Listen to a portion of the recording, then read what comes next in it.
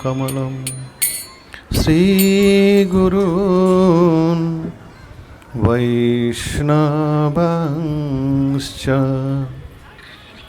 श्रीरूपं साग्रजातं सहगणा रघुनाथान्वितं तं सजीवम्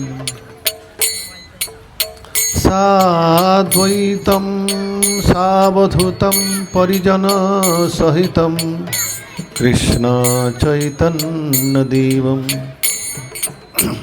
श्रीराधा कृष्णपादान् सहगण ललिता श्रीविशाखान्वितांश्च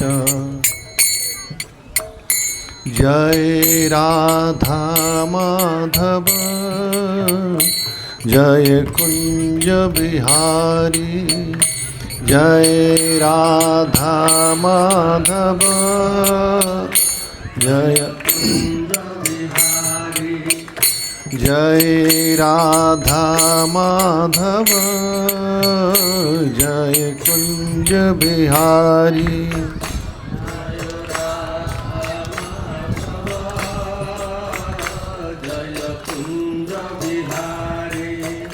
जय गोपी जन वल्लभ जय गिरिवरधारी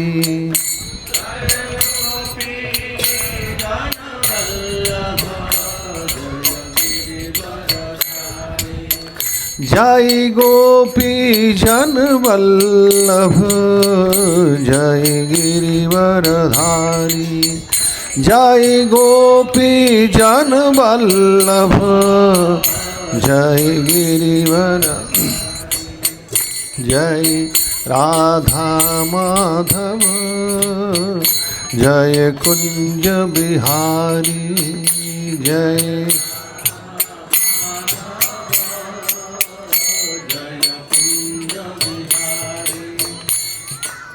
यशोदानंदन ब्रज जन रंजन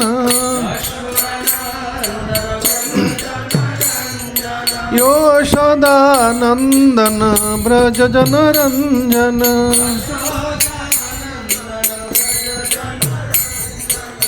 यशोदानंदन ब्रज जन रंजन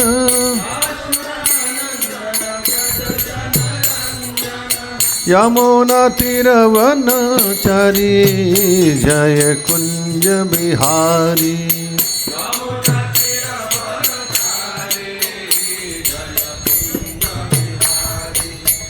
जय राधा माधव जय कुंज बिहारी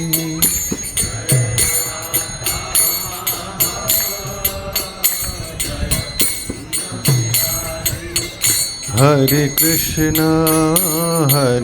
कृष्ण कृष्ण कृष्ण हरे हरे हरे राम राम राम हरे हरे हरे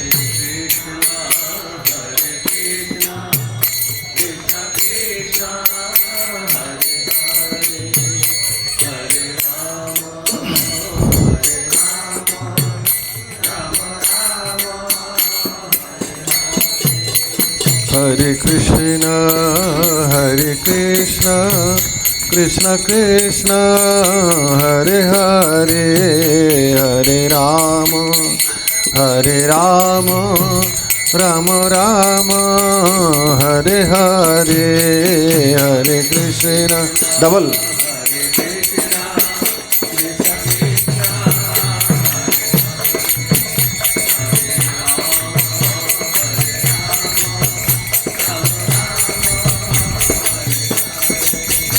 जय राधा दामोदर जय राधा दामोदर जय राधा दामोदर जय राधा दामोदर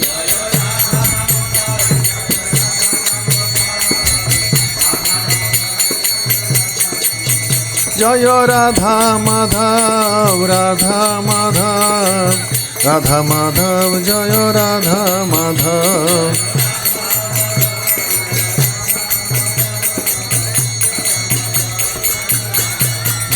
जय जय प्रभुपाद प्रभुपाद प्रभुपाद जय श्रील प्रभुपाद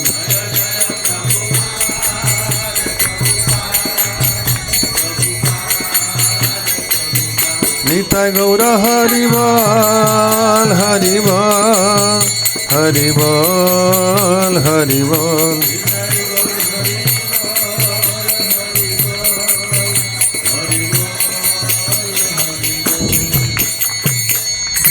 गौर प्रेमानंदे हरि हरि बोल।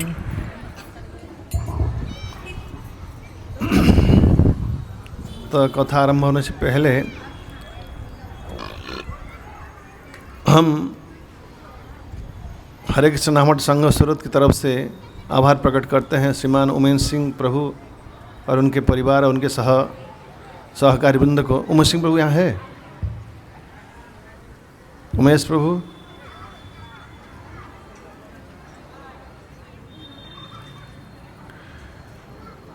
तो इतने बड़े उत्साह के साथ इस कथा के आयोजन किए हैं श्रील प्रभुपाद श्री श्री राधा माधव राधा दामोदर और श्रीमद् भागवतम उनके परिवार तथा उनके सहायताकारी वृंद के पर विशेष कृपा बनाए रखे। हरि बोल। ओम नमो भगवते वासुदेवाय।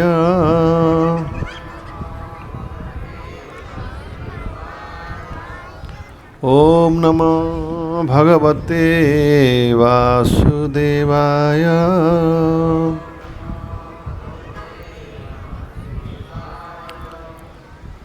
ओम नमो भगवते वासुदेवाय। निताय हाँ होगा ना।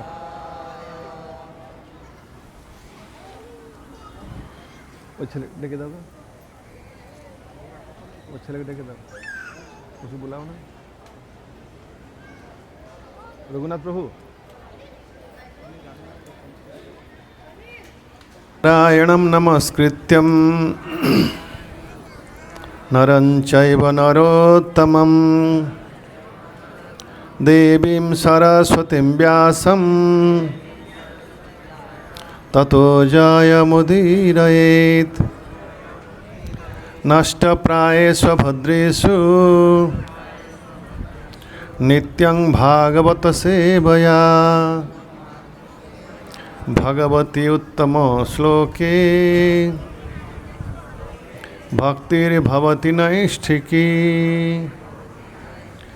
ओम अज्ञानतिमिरन्धस्य ज्ञानाञ्जनशलाकया चक्षुरुन्मिलितं येन तस्मै श्रीगुरवे नमः।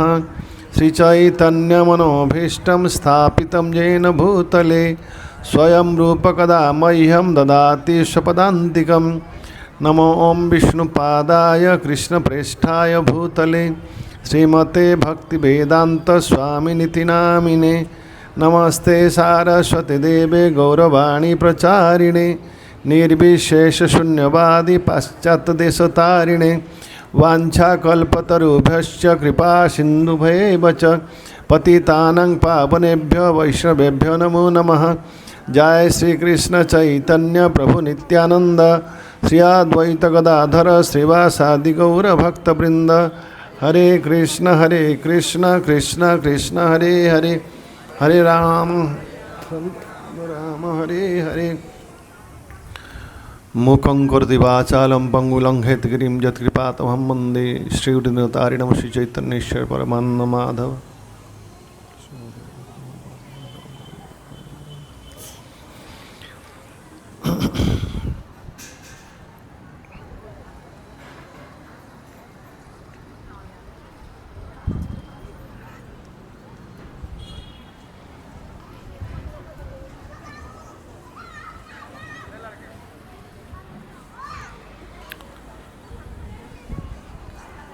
तो आज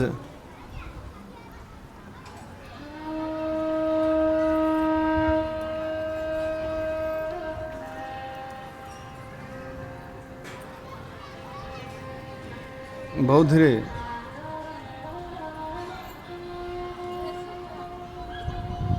अनेक धीरे। श्रीमान उमेश प्रभु के उत्साह से, उनके तथा सहकर्मियों की सहायता से, हरे कृष्ण मठ संघ की सहयोगिता से, श्रील प्रभुपाद की कृपा से यहाँ 2 दिन का भागवतम की कथा आयोजन किया गया है।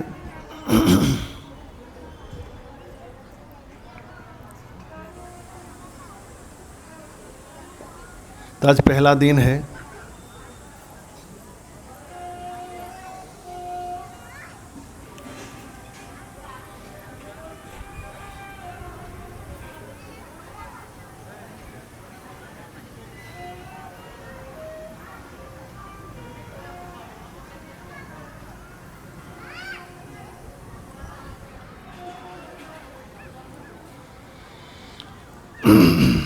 ब्रह्मा के पुत्र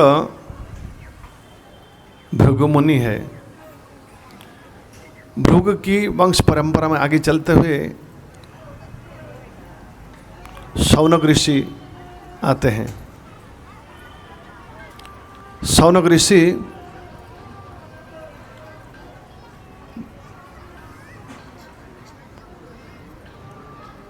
एकनिष्ठ ब्रह्मचारी थे, ऊर्ध्वरेता। तो कलियुग की प्रभाव के कारण इस जगत की अकल्याण हो रहा है। कलियुग के प्रभाव को थोड़ा कम करने के लिए विचार करते हुए कुछ यज्ञ अनुष्ठान करने, साधना करने की इच्छा करते हैं। उनके साथ देते कई हजार और कई हजार ऊर्ध्वरेता मुनि ऋषि सभी मिलकर प्रयाग, जहाँ 3 महापावन नदी की समागम हुई है, संगम हुई है, गंगा, यमुना, सरस्वती, इस पवित्र स्थली पर पहुँचते हैं भरद्वाज ऋषि के आश्रम में। वहाँ जब ये यज्ञ अनुष्ठान साधना प्रारंभ करते हैं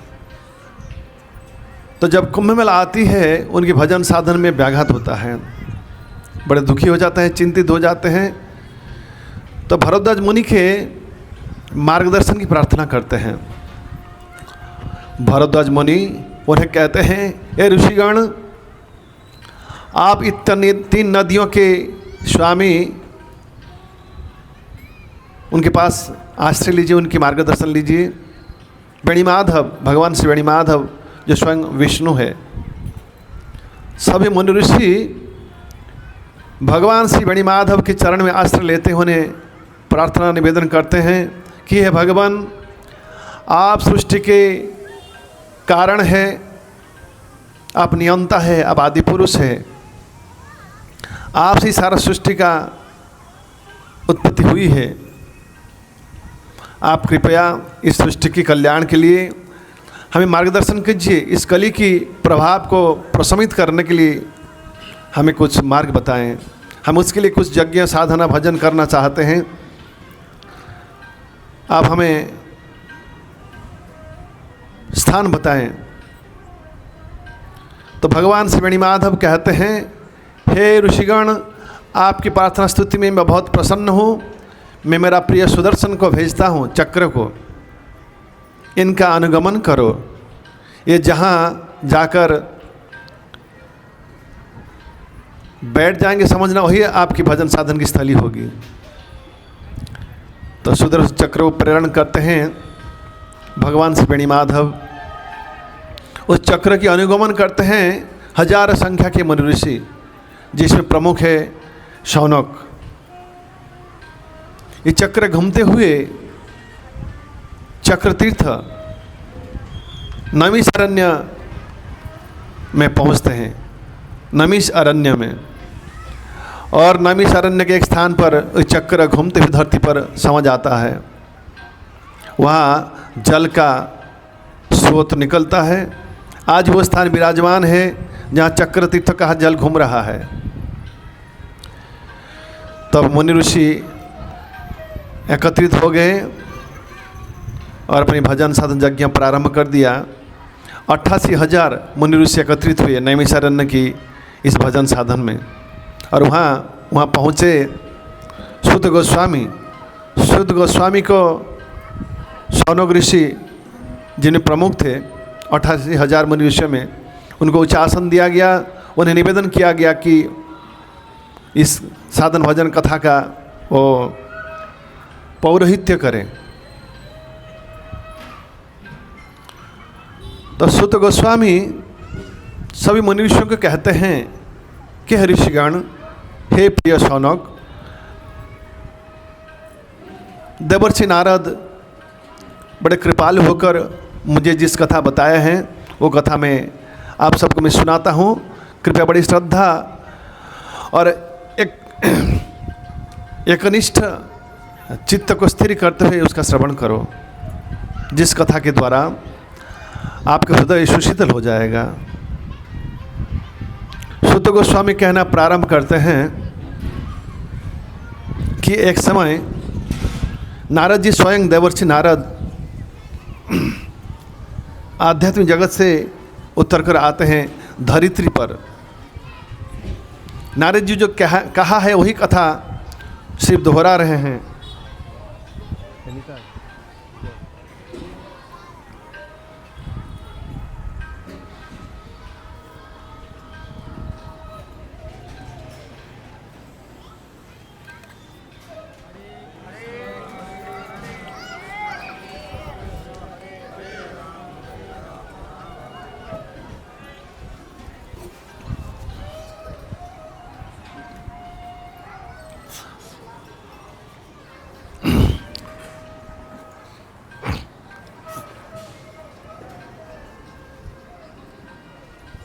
देवर्षि नारद धरती पर आगमन करते हैं। स्लो कर म्यूजिक।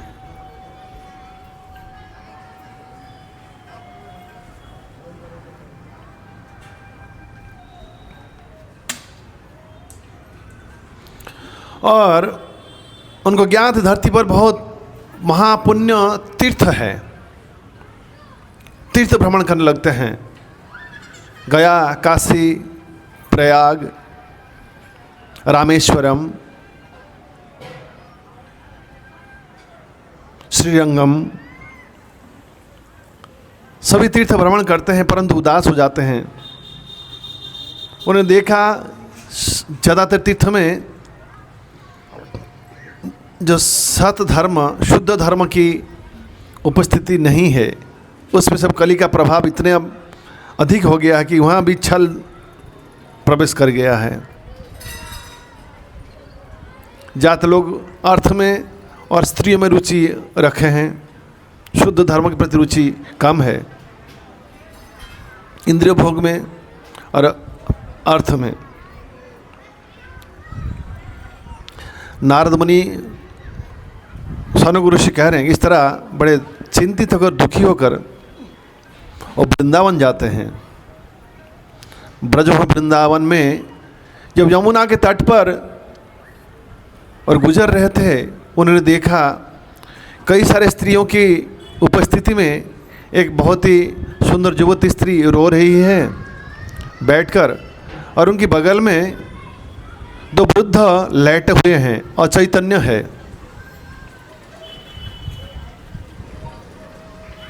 तो नारद जी वहाँ पहुँचते हैं, तो नारद को देखकर सभी लोग उनकी स्वागत करते हैं। तो नारद जी कहते हैं कि माता आप कौन है, और आपके आसपास में जो माता है ये कौन है। तो माता कहते कि मैं भक्ति देवी हूँ, और मेरे आजू बाजू में जो है ये सब पवित्र नदियाँ हैं, गंगा, जमुना, सरस्वती इत्यादि, कावेरी, नर्मदा, सिंधु इत्यादि। न ये जो वृद्ध लेटे हुए अचेत अवस्था में ये कौन है, नहीं मेरे दो पुत्र हैं, ज्ञान और वैराग्य। भगवान मेरे पर प्रसन्न होकर मुझे भक्ति देवी के रूप में वरदान दिया। मैं जिसके हृदय में बैठ जाऊंगा उससे भगवान प्राप्त हो जाएंगे, और साथ में मेरे दो पुत्र ज्ञान और वैराग्य उसके पास पहुंच जाएगा, और साथ में मुक्ति को भी भगवान ने दिया था। मैं जिसके हृदय में विराजमान होऊंगा, मैं जिसके ऊपर सदैव हो जाऊंगा, उसे मुक्ति ऐसे मुफ्त मिल जाएंगे, परंतु मुक्ति की परिस्थिति इतनी खराब हुई, इस कली के प्रभाव में ज़्यादातर लोग मुक्ति के लिए अयोग्य है, तो बेचारा मुक्ति को बहुत आध्यात्मिक जगत लौट जाना पड़ा। और मेरे 2 पुत्र अभी अचेत इसलिए है, मेरा जो जन्म हुआ द्राविड़ देश में और मैं बड़ी हुई कर्नाटक में, और जब मैं महाराष्ट्र आया मुझे वहाँ के निवासी बहुत स्वागत की, मेरी सम्मान की, मैं बहुत सुंदर युवती हो गई। परंतु मैं जब गुजरात आया तो यहाँ मुझे कोई श्रद्धा सम्मान, मेरी कोई परवाह नहीं की, तो मैं यहाँ आकर वृद्धा हो गई। गुजरात में मैं भक्ति देवी हूँ, मैं जैसे गुजरात में पहुँचा मेरी स्थिति बहुत ख़राब हो गई, मैं वृद्धा हो गई। तो फिर मैं बड़े दुखी होकर वृंदावन आ गई। और मेरा 2 जो पुत्र है ज्ञान और वैराग्य, ये युवक थे परंतु वृद्ध हो गए और अचेतन हो गए। हे नारद, आप भगवान के बड़े प्रिय भक्त हैं, आप चाहे तो मेरे पुत्रों का चेतना ला सकते हैं, उन्हें युवक अवस्था प्रदान कर सकते हैं। नारद जी कहते हैं, ये संसार के कल्याण के लिए मैं, हे माता भक्ति देवी, मैं आपकी इच्छा अवश्य पूर्ति करूंगा। अगर नहीं कर पाया मैं इस भगवान के भक्त के लिए लायक नहीं रहूंगा। तब नारद जी समस्त वेद, उपनिषद, सप्तदश पुराण इत्यादि समस्त पाठ करके उन्हें सुनाया, गीता। परंतु ये 2 युवक बड़े मुश्किल से, जब नारद जी भर थोड़ा जबरन हिलाते हैं तो थोड़ा आँख खोलते हैं, फिर अचैतन्य अवस्था में फिर सो जाते हैं।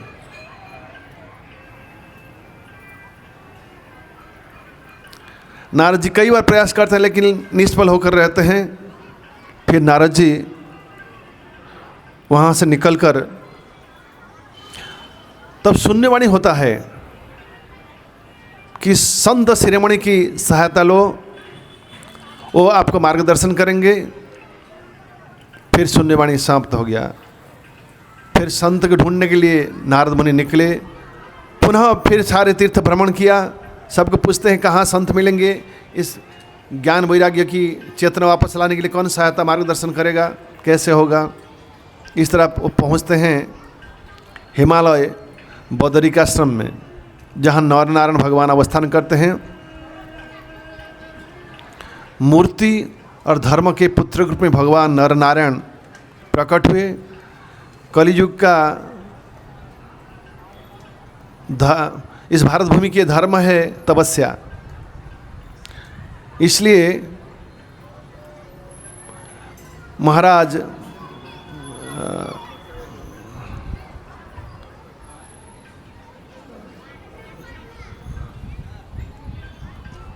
भरत मुनि के पिताजी तपदिव्य मम पुत्र के तुरंतम कहते हैं कि प्रिय पुत्रों, ये मनुष्य जीवन का उद्देश्य है तपस्या करना।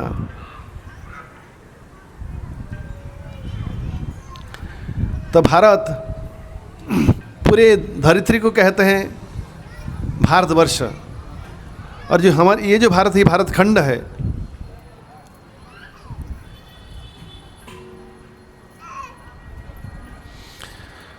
तो वहाँ देवर्षि नारद पहुँचते हैं।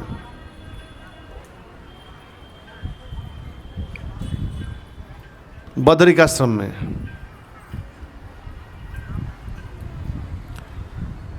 तो हाँ भगवान बद्रीनाथ के पास निवेदन करते हैं अपने दुख। और उस समय दैवयोग में 4 कुमार चतुषन, सनक, सनातन, सनंदन और संत कुमार का आगमन हुआ था।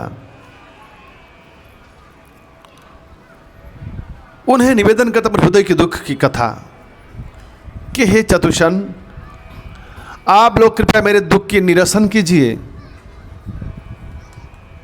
ये भक्ति देवी की 2 पुत्र है, ये अचैतन्य है, और धरित्री के सारे जो जितने भारत के जितने सब पवित्र स्थल है सब कली से प्रभावित है। कम से कम जो भक्ति के 2 पुत्र की कैसा चेतना लौट आएगी उसका तो निरसन उपाय बताइए। तो 4 कुमार कहते हैं, हे देवर्षि, इसका एकमात्र रास्ता है उनके कान में श्रीमद् भागवतम कथा का श्रवण करवाना। न भागवतम न देवर्षि कहते हैं ये भागवतम जो है 4 वेद, उपनिषद और सप्तदश पुराण के सार है। तो मैं तो 4 वेद, उपनिषद और पुराण सब उनको श्रवण करवाया है, तो फिर अभी अलग से भागवतम श्रवण कराने की आवश्यकता? तो कहते हैं देखिए, जिस तरह आम की पेड़ में आम होता है, परंतु जब आप आम की रस का आस्वादन ना करके आम की डाली को, जड़ कर, टहनी को आस्वादन करने की कोशिश करेंगे, आम का रस आस्वादन नहीं होगा। भले पेड़ से ही रस प्राप्त हुआ है आम, परंतु आम से ही आम का रस प्राप्त होगा। जिस तरह दूध में घी की उपस्थिति है, परंतु दूध से दही जमाना पड़ेगा, दही से मक्खन, मक्खन से घी की उत्पत्ति होगी। दूध में घी की आस्वाद प्राप्त नहीं होगा। उसी तरह आपको भागवतम के आस्वादन कराना होगा। देवर्षि कहते हैं, फिर आप ही श्रवण कराइए और स्थान बताइए। तो 4 कुमार और देवर्षि नारद नीचे उतरते हैं। बद्रिकाश्रम से हरिद्वार में सप्तर्षि घाट के पास आनंद घाट है। तो 4 कुमार कहते हैं, देवर्षि, ये जो आनंद घाट है अत्यंत योग्य है श्रीमद् भागवतम की कथा श्रवण करने के लिए।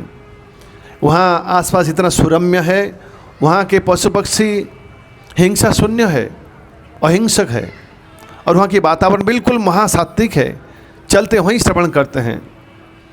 तो देवर्षि नारद 4 कुमार वहाँ आते हैं।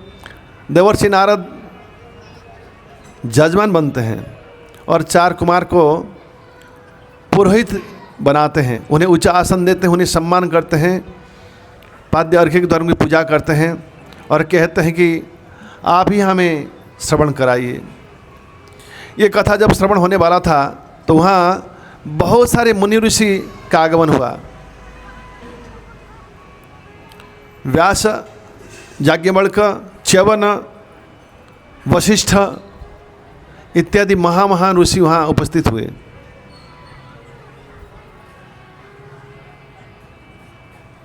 जैसी कथा प्रारंभ होने जा रहा है उस समय एक सुंदर युवती वो भीड़ में प्रवेश कर गई और आगे वो कहती है 4 कुमारों को कि हमें बताइए जरा, मेरी कहाँ जगह है बैठने की और मेरे 2 पुत्र की। बोलते आप कौन है हे देवी? तो देवी कहती कि मैं भक्ति हूँ। कथा खाली प्रारंभ करने से ही भक्ति पुनः फल फूल अत्यंत सुंदर युवती हो गई और इनके 2 पुत्र का चैतन्य आगे युवक हो गए। बोले हृदय की भक्त की यहाँ जहाँ भागवती कथा होगी, जहाँ भगवान की भक्ति की कथा श्रवण कीर्तन होगा, वहाँ भक्तों के हृदय में ही आपकी स्थान होगी है भक्ति देवी, और ज्ञान वैरागी भी आपके बगल में बैठेंगे। तो सब भक्तों की उपस्थित भक्तों के हृदय में भक्ति देवी विराजमान हो गई और ज्ञान वैरागी भी उनके साथ। 4 कुमार कहना चालू रखते हैं और कहते हैं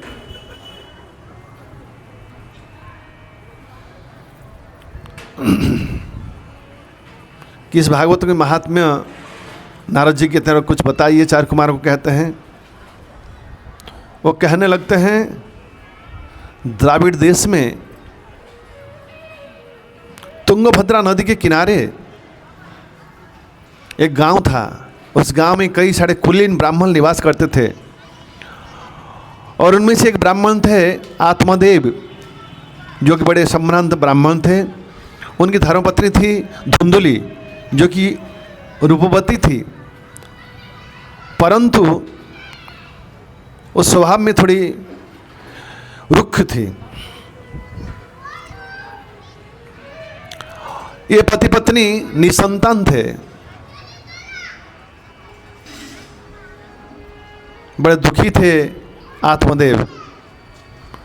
आत्मदेव एक दिन बड़े चिंतित होकर एक घने जंगल में जाते हैं। उस जंगल में एक सरोवर था, उसके किनारे पर एक पेड़ के नीचे बैठे हुए हैं। उस समय एक सन्यासी का आगमन होता है। सन्यासी को देखकर आत्मदेव उन्हें प्रणाम करते हैं, बड़ी श्रद्धा सम्मान के साथ, और निवेदन करते हैं अपने दुख की, हृदय की बात, और कहते हैं कि हे सन्यासी महाराज, आप कृपया मेरी दुख की निरसन कीजिए, कि बताइए आपकी क्या दुख है। आत्मदेव कहते हैं कि हे महाराज, मैं निसंतान हूं, जिसके कारण मैं कुछ पेड़ लगाता हूं, उसमें कुछ फल होता नहीं है, फूल लगाता फूल नहीं फलते हैं। मैं अत्यंत दुखी होकर दिन बिताता हूं। आप कृपया मेरे पर कृपा कीजिए, मुझे संतान प्राप्ति कुछ मार्ग बताइए। तो सन्यासी कहते हैं कि देखिए, मैं आपकी भाग्य हिसाब करके देख रहा हूँ, आपकी नसीब में संतान नहीं है। आत्मदेव कहते हैं मुझे संतान तो चाहिए, ना फिर संतान दुख का कारण बन सकता है, ना देखा जाए कम से कम निसंतान की परिस्थिति से निकल जाऊं। ना ऐसा कीजिए, आपको आपकी पत्नी को कहिए मैं एक फल देता हूँ, वो खाए और 1 साल तक व्रत करें, जो जो बता रहा हूँ वो भोजन करें, इस तरह बड़े सात्विक को पवित्र होकर दिन बिताएं, फिर एक संतान, अच्छे संतान प्राप्त होंगे। आत्मदेव फल लेकर घर लौटते हैं और पत्नी को देते हैं। पत्नी फिर अपने काम के कारण बाहर जाते हैं। पत्नी सोचने लगती है कि ये फल जो है खाने से मैं गर्भवती हो जाऊंगा, गर्भवती होकर भारी शरीर लेकर मेरे से जीवन बिताना अत्यंत कठिन होगा। कभी गांव में चोर तस्कर आएंगे, सभी लोग भाग कर चले जाएंगे, मैं दौड़ कर जा नहीं पाऊंगी। कभी अग्नि की परेशानी होगी, कहीं आग लग जाए, वहाँ से दौड़ कर जा नहीं पाऊंगी। किस समस्या से अपने को बचाने के लिए शीघ्र गति से गमन कर नहीं पाऊंगी। इसलिए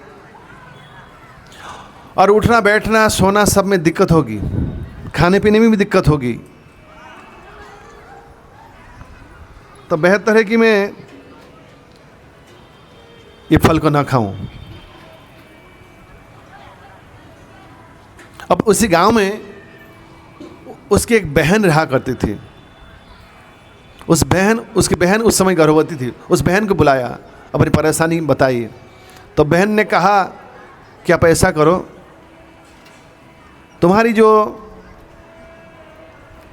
अब ऐसा करो, तुम संतान धारण किए हो, इस तरह एक नाटक रचो, अपने गर्भ में कपड़ा देकर कुछ गर्भ ऊंचा करके रखो, ताकि आपके पति को लगे कि तुम गर्भ धारण किए हो, और मेरी जो संतान होगी मैं तुम्हें दे दूंगी। तुम पति को दिखाना कि ये तुम्हारा संतान है, और कुछ पैसे दे देना, मेरे पति उसमें सम्मति प्रदान कर लेंगे। और ये फल जो है तुम्हारे घर में जो गाय है उसको खिला देना। परीक्षा के लिए क्या परिणाम होता है। धुंधली अपनी छोटी बहन की सलाह के अनुसार ऐसा करती है। फल तो गाय को खिला देती है और स्वयं कुछ कपड़े उदर में बांध कर नाटक रचाती कि वो गर्भवती है। उनके पति को लगता है कि पत्नी फल खाई है और गर्भधारण किए हैं। योग्य समय आने पर उसे एक संतान प्राप्त हुआ। संतान तो प्राप्त नहीं हुआ, बहन की पुत्र को लाकर दिखाया, यही मुझे संतान प्राप्त हुई है। और इस तरफ गाय भी एक संतान प्रसव की। गाय जो जिस संतान को प्रसव किया वो देखने में सुंदर है, परंतु उसकी जो कान है गाय की भांति 2 कान है। तो दोनों संतान एक साथ में बड़े होने लगे।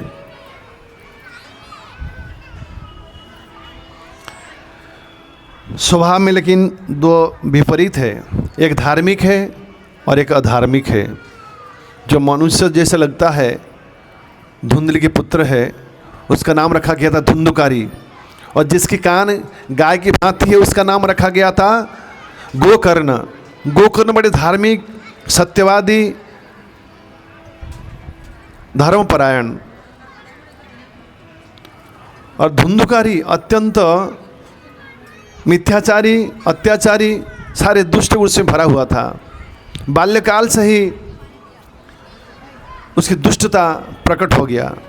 बच्चों के साथ खेलना, पटक कर मार देना, कुआं में फेंक देना, किसी घर में आग लगाना, चोरी करना, डाका डालना, हत्या करना, सब कुछ करने लगा। उसके पिताजी बड़े परेशान, दुखी होकर मर्माहत होकर गृह त्याग करके चले जाते हैं। माँ की भी इस तरह परिस्थिति बहुत खराब हुआ। माँ एक दिन कुआं में छलांग लगाकर जान दे देती है। धुंधुकारी अपने घर में 5-5 वेश्याओं को लाकर रखता है। इन वेश्याओं की इच्छा पूर्ति के लिए चोरी करता है, डाका डालता है, हत्या करता है, लुंठन करता है। इन वेश्याओं ने विचार की कि ये जो हमारी पति है इस तरह चोरी कर रहे हैं, अन्याय कर रहे हैं, किसी ना किसी दिन राजा के सैनिक इन्हें पकड़ लेंगे, इन्हें मृत्युदंड देंगे, हमारी स्थिति भी खराब हो जाएगी। उससे बेहतर कि हम इन्हें त्याग कर चले जाएं, पहले से इन्हें मारकर, इनकी सारा धन लेकर। बहुत सारा संपत्ति तब इकट्ठा कर लिया था धुंधुकारी पाप के रास्ते से।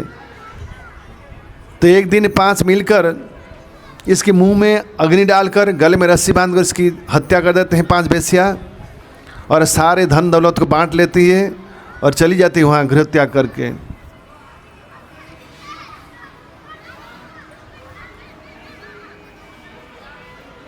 गोकर्ण उस समय तीर्थ करने चले गए थे।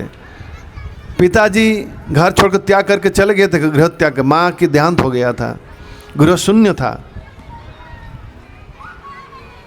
कई महीनों के बाद गोकर्ण लौटते हैं अपने गांव। आकर अपने घर में देखते हैं शून्य, पिताजी नहीं है, माँ नहीं है, भाई भी नहीं है। एक दिन रात के समय वो लेटे हुए हैं और उन्होंने देखा कि चक्रवाक हवा की भांति कुछ घूम रहा है। फिर उन्होंने देखा कुछ बछड़ा है, कुछ गधे हैं, कभी कुछ मनुष्य, लेकिन कोई बात कर नहीं पा रहा है। तो कुछ बोलना चाह रहा है व्यक्ति, लेकिन कुछ बोल नहीं पा रहा है। वो समझ गए कि ये भूत की काम है। कुछ मंत्र करके जल छिड़कते हैं धुंधुकारी। फिर बोलना चालू करता है कि भ्राता, मैं आपके पापिष्ठ भ्राता धुंधुकारी हूँ, आप कृपया मेरी रक्षा कीजिए, मुझे इस भूत शरीर से उबार लीजिए।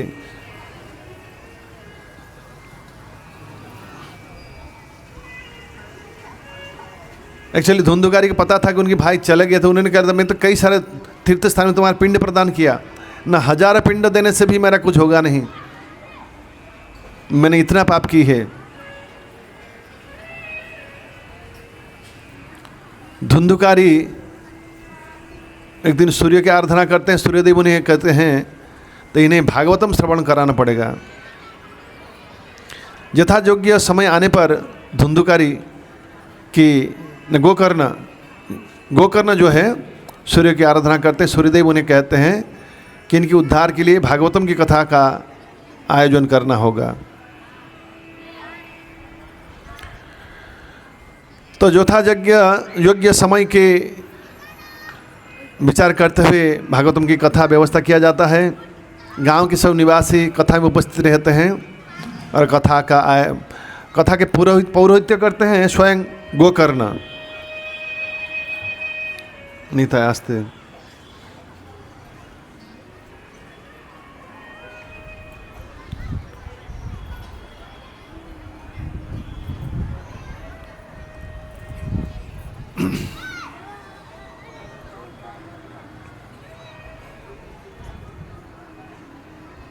तो वहाँ जब मंडप बनाया गया था किसी एक बांस के अंदर, क्योंकि हवा के रूप में उसका शरीर था, वो अशरीरी था, कोई शरीर नहीं था। बांस के अंदर उस आश्रय लेता है और कथा का श्रवण करता है धुंधुकारी। कथा करते हैं गोकर्ण और बाकी सारे गांव के निवासी वहाँ उपस्थित हैं। इस तरह कथा चलता रहा। कथा का पहला दिन गुजर गया। जब दूसरा दिन शुरू होने वाला है, पहला दिन जब गुजरा बांस की एक गांठ फट गया। दूसरा दिन जब कथा पूरी हुई दूसरे गांठ फट गए। इस तरह 7 दिन में 7 गांठ फटा और वहाँ सबके सामने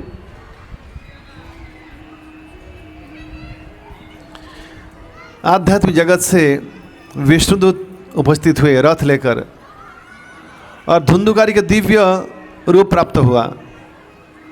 धुंधुकारी को लेकर उसी रथ में बिठाए और आध्यात्मिक जगत लौटने के लिए तैयारी की। उस समय गोकर्ण और गांव के निवासी कहने लगे, हे भगवान श्री विष्णु के दूतगण, आप कृपया ये तो बताकर जाइए कि कथा जो है मैंने किया था, गांव के निवासी सब लोग श्रवण भी किए थे। धुंधुकारी तो मेरा भाई जो अकेला तो श्रवण नहीं किया था, परंतु अभी भगवतधाम जाने के लिए वो अकेला भाई क्यों जा रहा है? हम सभी का क्यों योग्यता प्राप्त नहीं हुई? हमें क्यों ले नहीं जा रहा है आप लोग? तो विष्णुदूत कहते हैं, ये धुंधुकारी जिस तरह मन और प्राण देकर एकनिष्ठ चित्त होकर बड़ी गहरी ध्यान के साथ भागवतों कथा श्रवण की थी, आप लोगों ने ऐसा नहीं किया है। अब फिर से भागवतम कथा का आयोजन कीजिए, अत्यंत दृढ़चित्त होकर कथा का श्रवण कीजिए। पुनः आप सभी लोगों को ले लेने के लिए हम आएंगे। फिर कई दिनों के बाद उस गांव में कथा का आयोजन किया गया।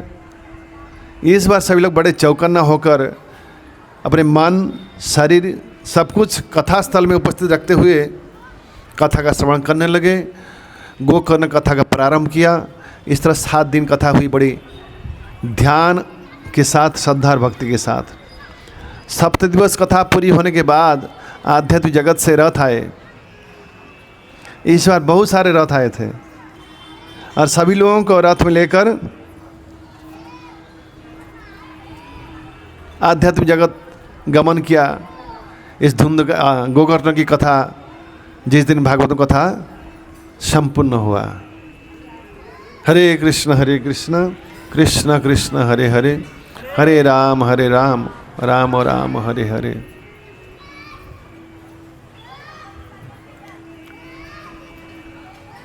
सच्चिदानंद रूपाय विश्वोत्पत्त्यादिहेतवे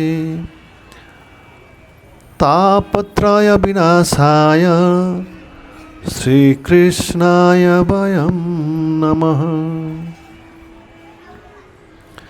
तो यहाँ के प्रसंग था कुंती महारानी की स्तुति या प्रार्थना। हमने श्रवण किया कि भागवतम की महात्म्य। 4 कुमार कहते हैं वहाँ आनंद घाट की कथा में, ये कथा जब उनका संपन्न हुआ तो वहाँ स्वयं भगवान ही उपस्थित हो गए थे उस कथा में। बलि महाराज, अर्जुन, बहुत सारे मनुष्य भी उपस्थित हुए थे। महासंकीर्तन हुआ था और कथा के महात्मा में 4 कुमार ने कहा था, ये धुंधुकारी कितना पाप किया था, उसके उद्धार श्री भागवतम कथा की श्रवण से ही हुआ। परीक्षित महाराज की कथा भी हम श्रवण करेंगे।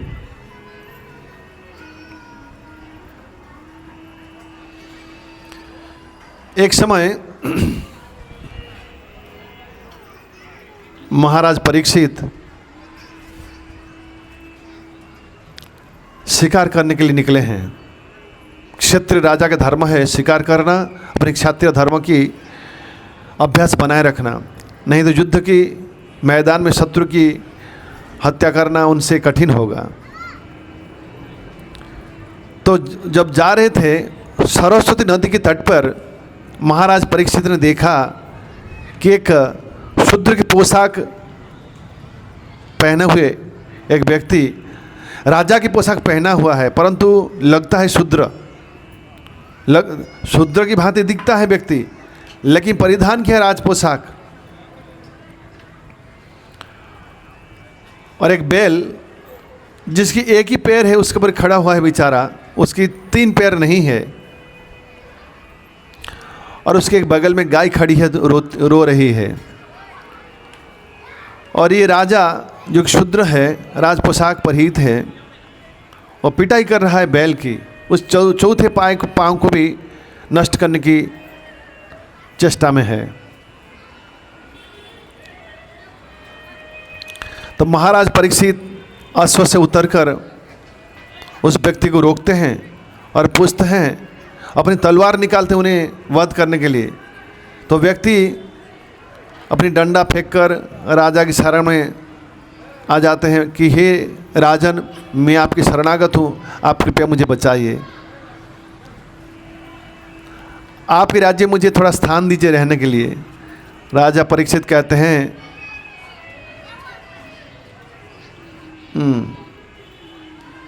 तुम कौन हो? ना मैं कली हूँ, ना ये बैल, इनका 3 पैर नहीं है, एक पैर है। कि हे राजन, ये बैल जो है धर्म है। सत्ययुग में इनका 4 पैर था, जब सत्ययुग चला गया इसका एक पैर नष्ट हो गया। त्रेता युग गया, दूसरा पैर नष्ट हो गया। द्वापर युग चला गया, जब ये कलियुग का प्रारंभ की कथा बता रहा हूँ, जब कलियुग प्रवेश किया तो इसका 3 पैर चला गया, अभी एक ही पैर बचा है, उस पैर का नाम है सत्य है। तो कलिकाल में सत्य कुछ हद तक बचा हुआ है, बाकी जो धर्म की 4 पैर है, दया, सत्य, तप और शौच, ये 4 पैरों से सत्य को छोड़कर बाकी जो 3 पैर है नष्ट हो चुके हैं।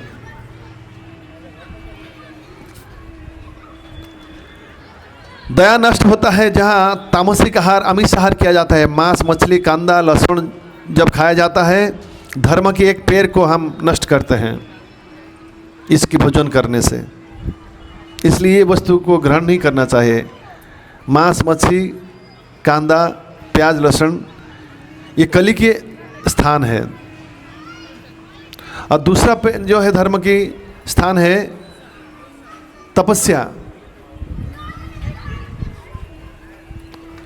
नशा वस्तु सेवन करने से तपस्या भी पैर का नष्ट होता है धर्म का। पान, बीड़ी, सिगरेट, चाय, कॉफी, शराब, इसका सेवन करने से तपस्या रूपी पैर नष्ट हो जाता है धर्म की। और शौचता नष्ट होता है अवैध संबंध स्थापन करने से। वेश्यालय में या धर्मपत्नी के अलावा दूसरे कहीं संबंध, यहाँ कली अवस्थान करता है।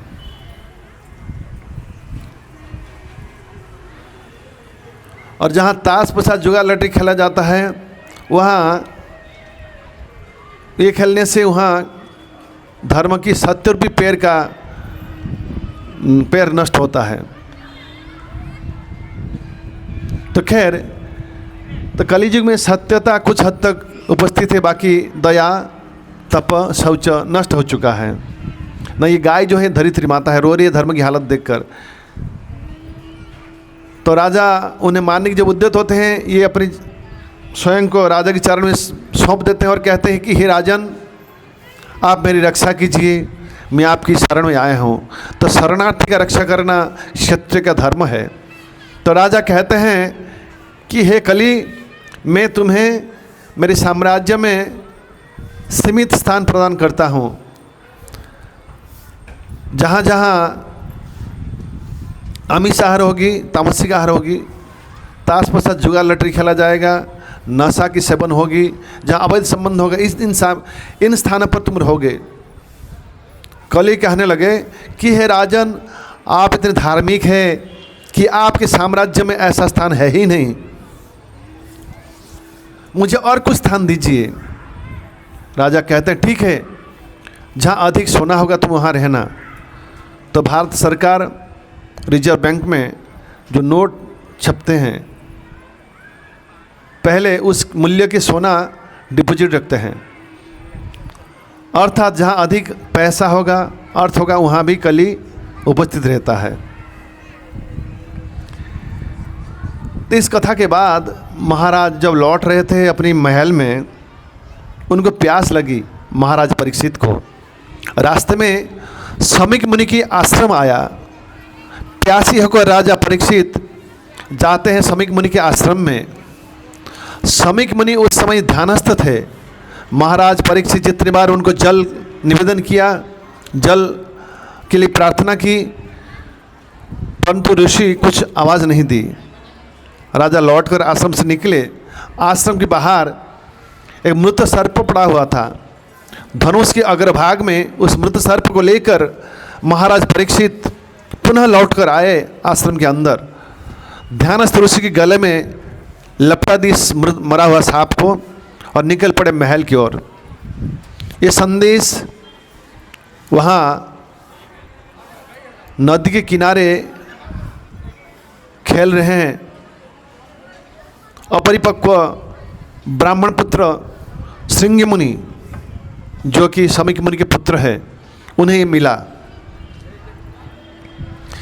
श्रृंगी मुनि जब पिता की अपमानित कथा श्रवण किया, ये ब्रह्मर्षि है, तो उन्होंने नदी के जल अपने हाथ में लेकर ये उच्चारण किया, मंत्र उच्चारण करते हुए शाप दी कि जो मेरे पिता के गले में मृत सर्प पर लटका कर अपमानित किया है, उस व्यक्ति का 7 दिन के अंदर पक्षीराज नहीं, सर्प, स्नेक बर्ड, तक्षक जो है आकाश में उड़ सकता है। तक्षक सांप के दंशन से उसका प्राण का अंत हो जाएगा। इस तरह अभिशाप देते हैं ये श्रृंगी मुनि। ये बालक है 16 साल के। सांप की कथा सुनकर उनके पिताजी समीक मुनि दुखी हो जाते हैं कि भले राजा ऐसा की थी कि तुम्हें ऐसा शाप देना नहीं चाहिए था। इस तरह राजा को इस संदेशा मिलता है कि उन्हें ब्रह्मशाप हुआ है। तो ये संदेशा चारों ओर फैल जाता है। बहुत मुनि ऋषि का समागम होता है।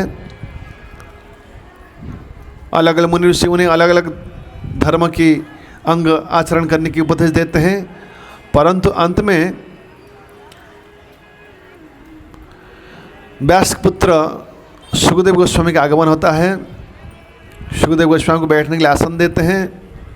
राजा परीक्षित कहते हैं ऋषिवर, आप ही मुझे मार्गदर्शन कीजिए, मेरा मृत्यु आसन्न, मेरा मृत्यु सुनिश्चित है 7 दिन के अंदर। आप कृपया मुझे मेरी मंगल के लिए कुछ मार्ग दिखाएं। सुखदेव गोस्वामी कहते हैं कि हे राजन, आसन मृत्यु जिसका है उसका एक ही मात्र चरम कल्याणकर मार्ग है भगवान के गुणगाथा वर्णित श्रीमद् भागवतों का कथा बड़ी श्रद्धा के साथ श्रवण करना, इसमें परम मंगल होगा। जो व्यक्ति शरीर त्यागते समय भागवतम की कथा श्रवण करेगा, उसको अवश्य ही इस संसार की सभी पाप से, जन्म जन्मांतर से पाप ताप से मुक्ति प्राप्त होगा, भगवान दिव्य धाम को लौट जाएगा। इसमें कोई शंका नहीं है।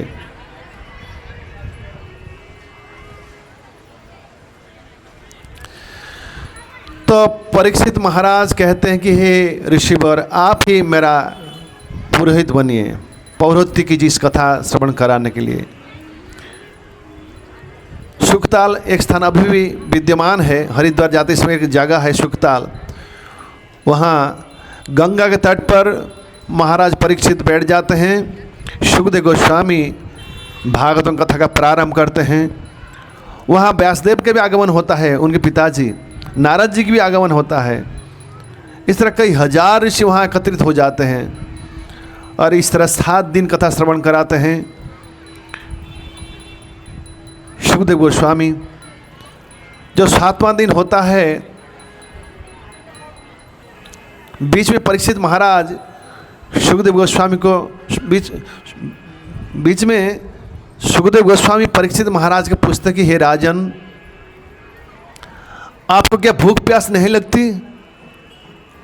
वो कंटिन्यू 7 दिन सुन रहे थे।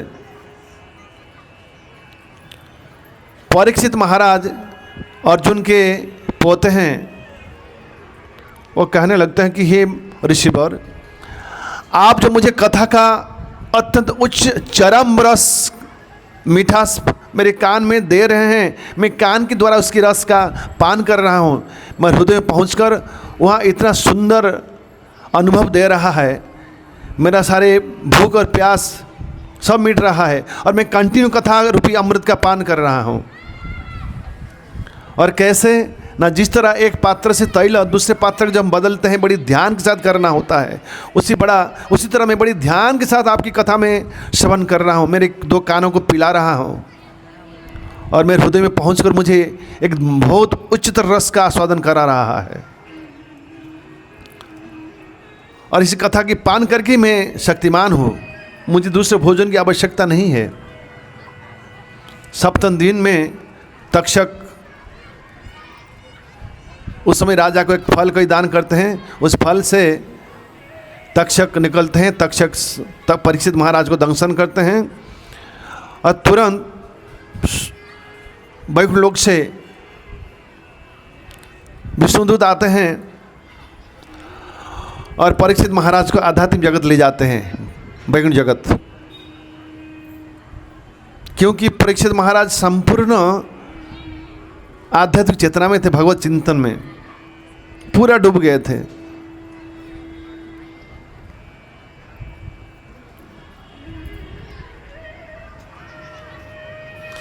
ये जो कथा प्रारंभ हो रहा था, उस स्वर्ग से देवता लोग अमृत लेकर आए थे।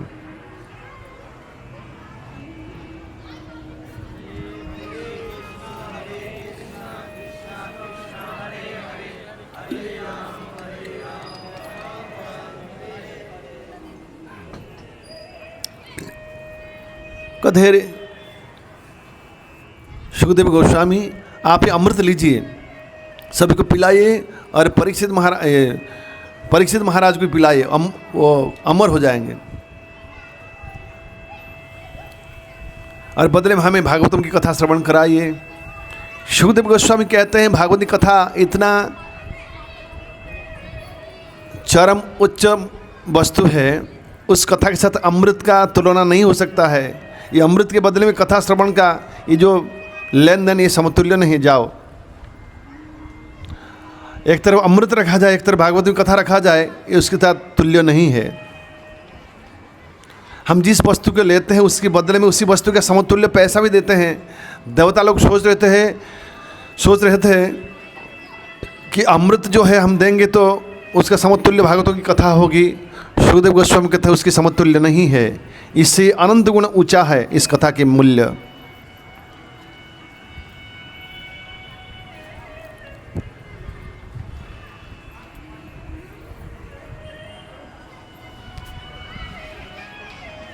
इस तरह परीक्षित महाराज 7वें दिन में उन्हें वैकुंठ की प्राप्ति होती है भागवत की कथा श्रवण करके।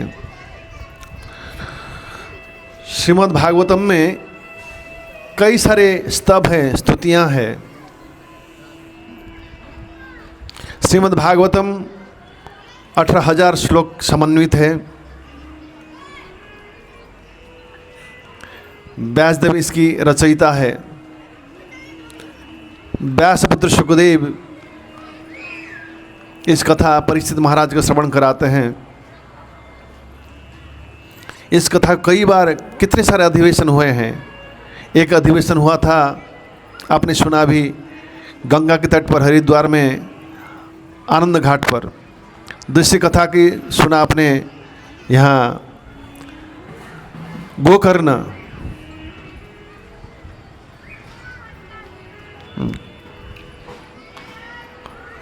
और भी अधिवेशन हुआ है गोवर्धन की तलहटी में। वहाँ कथाकार थे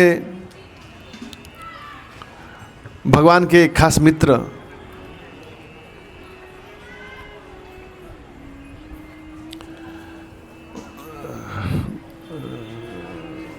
और वो उनके श्रोता थे समस्त रानियाँ। कथा के आयोजक थे वज्रनाभ।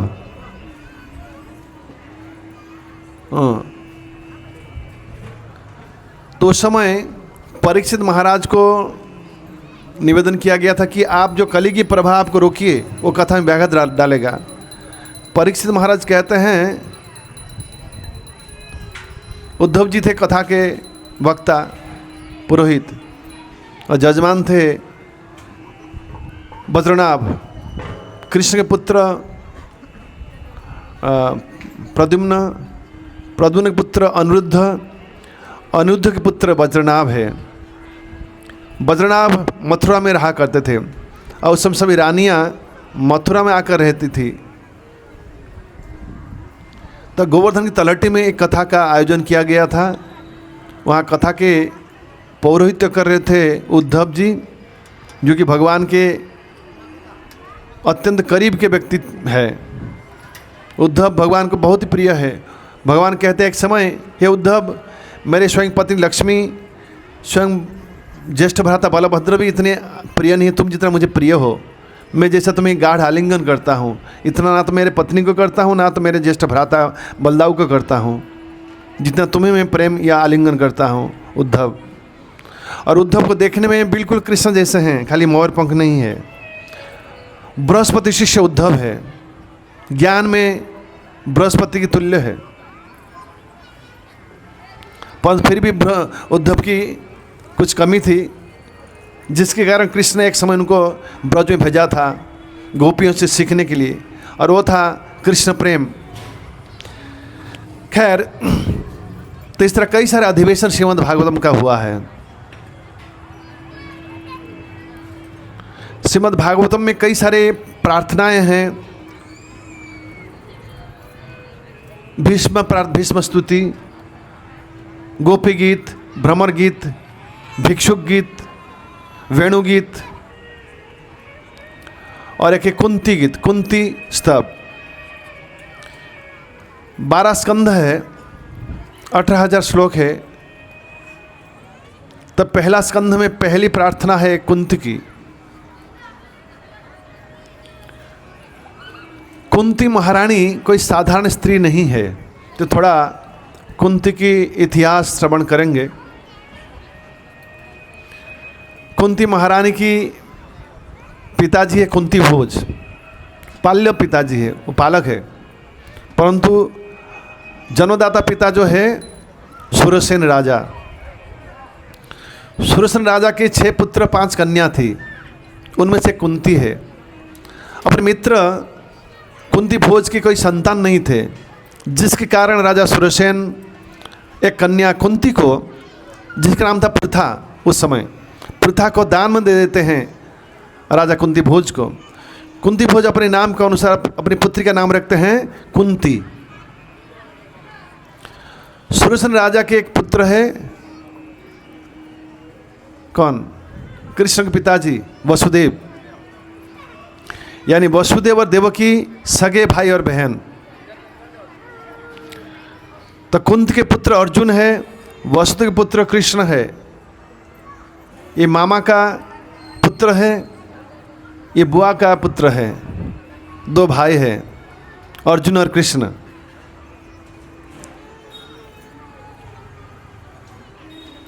तो कुंती जो बाल्यकाल में पिताजी घर में रहती थी, पालक पिताजी कुंती भोज, उनके घर में महल में कई सारे मुनि ऋषियों का आवागमन होता था। कई सारे कन्याओं के, कई सारे माताओं के एक स्वभाव है कि अतिथि कोई भी आए उनकी बड़े प्रेम श्रद्धा के साथ सेवा करना। एक समय चैतन्य महाप्रभु को एक भक्त पूछते हैं कि हमारा धर्म, प्रमुख धर्म क्या है, गृहस्थ का मुख्य धर्म क्या है? न अतिथि की सेवा करना। ये सबसे महत्वपूर्ण धर्म है।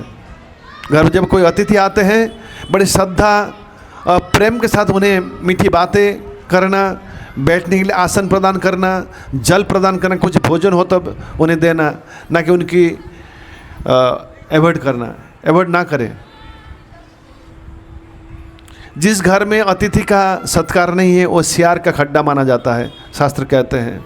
जिस तरह सियार के खड्डा में आप जाएंगे वहाँ आतिथ्य नहीं होगी। तो यहाँ कुंती बाल्यकाल से अतिथि परायणा थी।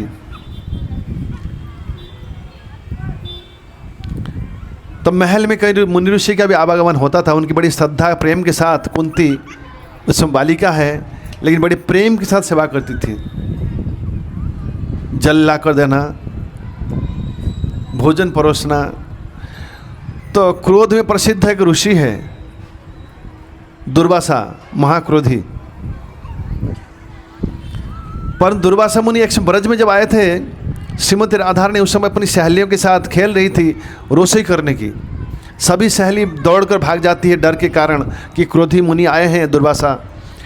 पर राधा रानी रुक जाती है, मुनि को प्रणाम करती है, उनकी स्वागत करती है और उनके लिए अच्छे अच्छे भोजन बनाकर उन्हें परोसती है, खिलाती है।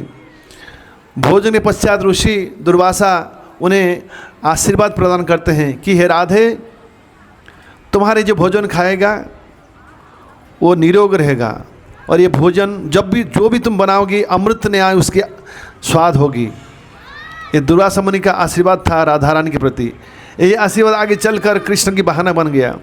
कृष्ण माँ को कहते हैं कि माँ वो जो वृषभानु नंदिनी राई है उसकी रसोई मुझे अच्छा लगता है, वही खाऊंगा मैं, उसको बुलाओगे तो बाल्यकाल से ही राई राधा रानी वहाँ जाया करती थी रसोई के लिए। बरसाने से चलकर जाबट तक, नंदगांव तक। तो आज जो है दुर्वासा, वही दुर्वासा, क्रोधी दुर्वासा का आगमन हुआ है कुंती भोज महाराज के प्रासाद में। और आज सामने कौन है? राधा रानी नहीं, आज सामने है कुंती भोज की पुत्री कुंती।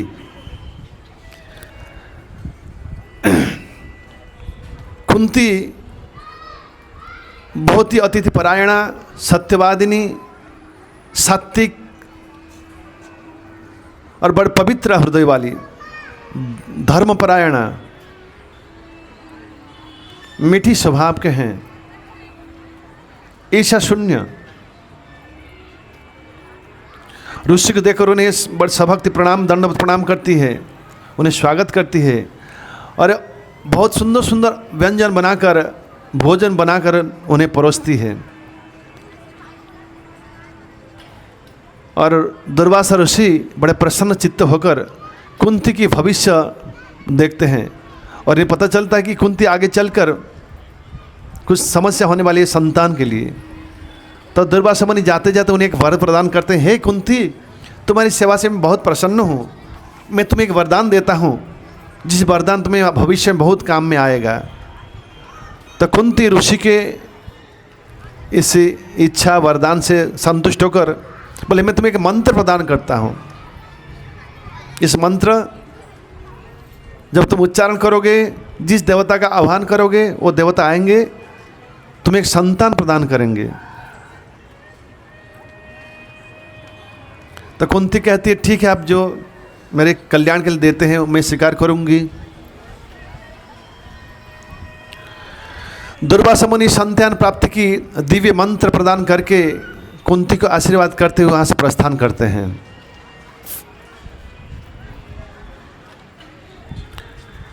कुछ ही दिनों के बाद कुंती एक दिन उत्कंठावश कि ये मंत्र कैसा कार्य करता है, थोड़ा देख तो लूं, इसकी परीक्षण कर लूं।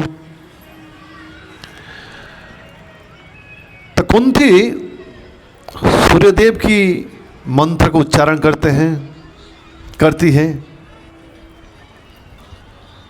और सूर्यदेव प्रसन्न होकर उनके सामने प्रकट हो जाते हैं और कहते हैं, हे कुंती, तुमने जो संतान प्राप्ति की मंत्र मेरे उद्देश्य में उच्चारण किया है, मैं उसके लिए मैं आगमन मेरा हुआ है और मुझसे संतान ले लो। कुंती कहती है मुझे तो, मैं कुंवारी हूँ, अब मुझे खाली परीक्षण के रूप में ये उच्चारण किया था। बोले नहीं, ये मंत्र जो उच्चारण करेगा मुझे वो संतान देना ही पड़ेगा, इसलिए तुम ये संतान ले लो। सूर्यदेव कुंती को संतान देकर चले जाते हैं जिसका नाम है कर्ण। वास्तव में ज्येष्ठ पांडव जो है कर्ण है, युधिष्ठिर नहीं। युधिष्ठिर माना जाता है क्योंकि कर्ण जो है आगे चलकर दुर्योधन के साथ देता है। तो कुंवारी अवस्था में किसी कन्या को पुत्र होना बड़े शर्म की बात है। अत्यंत घोर लज्जा के कारण कुंती पुत्र को लेकर नदी में विसर्जन दे देती है और इसमें कुछ लिख कर दे देती साथ में। ये कर्ण आगे चलकर किसी व्यक्ति के प्राप्त होता है। कुंती बड़ी होती है और आगे चलकर उनका विवाह होता है।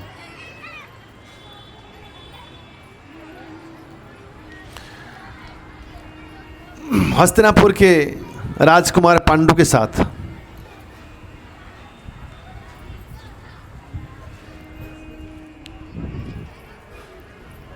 तो पांडु की थोड़ा ये थोड़ा बैकग्राउंड बोलना भी थोड़ी ज़रूरी है। जब कुंती प्रार्थना में चलेंगे तो इसका पीछे की जो सीन है वो भी याद करना आवश्यक है। ये पांडु की ज्येष्ठ भ्राता है धृतराष्ट्र और पांडु की कनिष्ठ भ्राता है विदुर। ये 3 भाई है। हस्तिनापुर के सम्राट है महाराज शांतनु। शांतनु महाराज के पत्नी है गंगा देवी।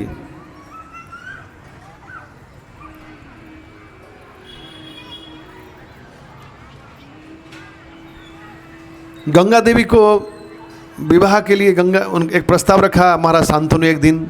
फिर गंगा देवी कहती है ठीक है, परंतु मेरी कई कार्य में आप पूछोगे नहीं, रोकोगे नहीं, यही शर्त है, तब मैं विवाह करूंगी। तो महाराज शांतनु कहते हैं ठीक है, तुम जो भी करोगे मुझे मंजूर है, मैं कुछ भी रोकूंगा नहीं।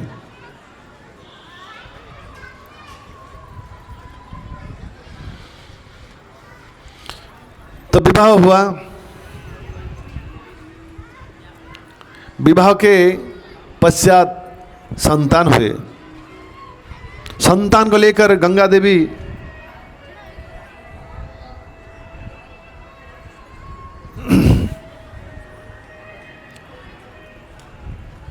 नदी में विसर्जन दे देती है। राजा कुछ नहीं बोल पाते हैं क्योंकि वचनाबद्ध है। फिर कुछ समय के पश्चात दूसरे संतान होता है, उसे भी गंगा में विसर्जन। इस तरह 7 संतान को गंगा देवी एक के बाद एक गंगा नदी में विसर्जन दे देती है। जब 8वें संतान होने वाला होता है, महाराज शांतनु अब स्थिर करते हैं कि अब मैं रोकूंगा। जो 8वें संतान को लेकर गंगा देवी गंगा विसर्जन देने जाती है, शांतनु जाकर रोकते हैं कि हे देवी, थोड़ा सा कुछ मेरे पर दया रखो, मेरे वंश की बचाव के लिए एक संतान तो मुझे दे दो। सभी संतान को क्यों इस तरह विसर्जन दे देती हो? गंगा देवी कहती कि हे राजन, आप वचनाबद्ध है, अपने वचन तोड़ा है। मैंने कहा था कि जिस दिन मुझे रोकोगे मैं आपको छोड़कर चली जाऊंगी। अब मैं चली जाती हूँ। अब ये संतान आप रखिए। देवव्रत है इसका नाम, आगे चलकर जिसका नाम होता है भीष्म। गंगा देवी फिर प्रस्थान करती है। महाराज शांतनु संतान को लेकर महल लौटते हैं।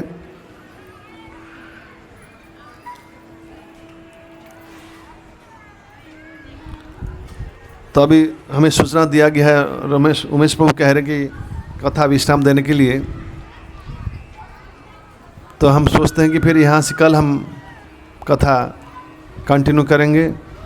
महाराज शांतनु भीष्म या देवव्रत को लेकर महल लौटते हैं। इसके आगे की कथा फिर कुंती जो स्तुति है कल हम चर्चा करेंगे। हरे कृष्ण कृष्ण कृष्ण हरे हरे, हरे राम राम राम हरे हरे। ग्रंथराज श्रीमद् भागवतम की, श्रील प्रभुपाद की, समवेत गौर भक्त वृंद की, निताय गौर प्रेमानंदे।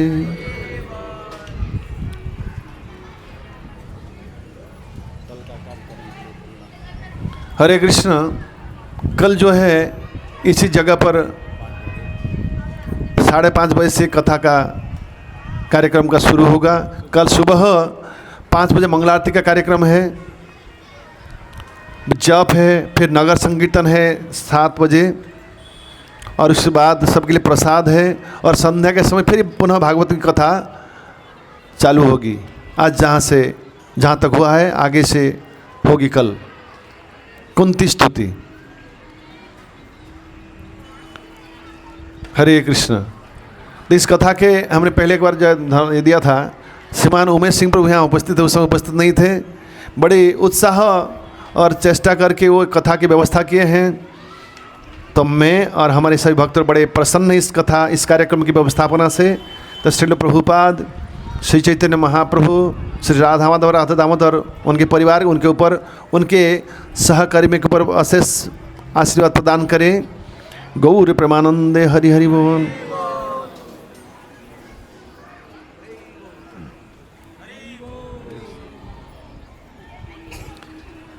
हरे कृष्ण। सभी के लिए प्रसाद और कुछ सूचना? हाँ,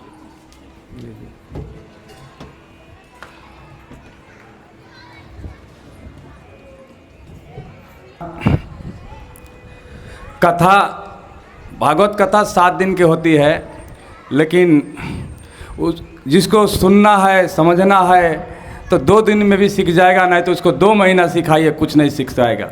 तो हम लोग बहुत शालीनता से आज हम लोग गुरुजी के सामने हम लोग सभ्यता और संस्कृति से बहुत भागवत कथा में आनंद लिए।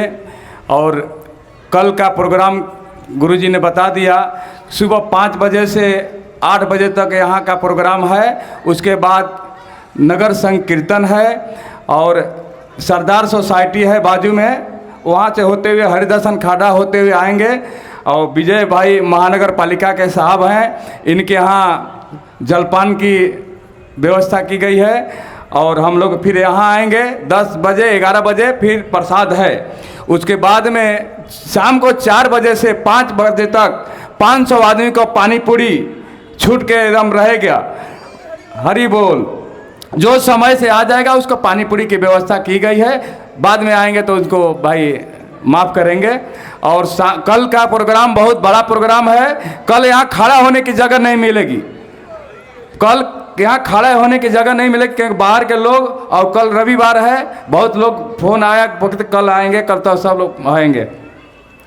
और यह कार्यक्रम देख रहे हैं, प्रभु जी ने बोले कि मेज प्रभु किए हैं, हमारे में क्या है, जैसे आप हैं वैसे हम हैं, लेकिन यह कार्यक्रम तो भगवान किए हैं, गुरु के आशीर्वाद से हुआ है। और आप सबों की भक्त जो हैं उनके प्रेम से और माताओं और बहनों के स्नेह से हुआ है। इसलिए मैं चाहूँगा कि जो मेरा जितना कष्ट है, 1 महीने की तपस्या है, लेकिन बहुत कष्ट सहा, बहुत समस्या में रहा, लेकिन आज मुझे ऐसा लगा कि कुछ समस्या नहीं हुआ। हरे कृष्णा कृष्णा कृष्णा हरे हरे, हरे राम राम राम हरे हरे। कल का प्रोग्राम बहुत बड़ा है, आप लोगों से हाथ जोड़ है, और सबको प्रसाद की व्यवस्था की गई है। और सभ्यता से एकदम सब लोग प्रसाद लेंगे, आनंद से लेंगे, और कोई घबराने की जरूरत नहीं है, बहुत प्रसाद है। और जो बाहर के लोग आए हुए हैं कृपया पहले प्रसाद में बैठ जाएंगे, जो हम लोग लोकल हैं तो 10 मिनट के बाद भी ले सकते हैं। हरे कृष्णा हरे कृष्णा। हरे कृष्ण। और कुछ बोलना शुरू हो गया, क्या बोलना? तो हरे कृष्ण। कल रविवार है, सबकी छुट्टी है कि सही टाइम पर यहाँ मंगलारती में भाग लें और माला जप में भाग लें, और उसके बाद नगर संकीर्तन में भी भाग लें, तत्पश्चात प्रसाद ग्रहण करें, और संध्या के कार्यक्रम में बहुत अधिक संख्या में उपस्थित हो जाएं। हरे कृष्ण। कुछ कहना, कुछ प्रश्न या टिकट टिप्पणी हो तो हम 2 मिनट चर्चा करेंगे, हैं? नहीं तो यहाँ कथा का विराम देंगे कार्यक्रम का। हरे कृष्ण। श्रील प्रभुपाद की, स्वामी भक्तवृंद की, गौर प्रेमानंदे हरि हरि बोल।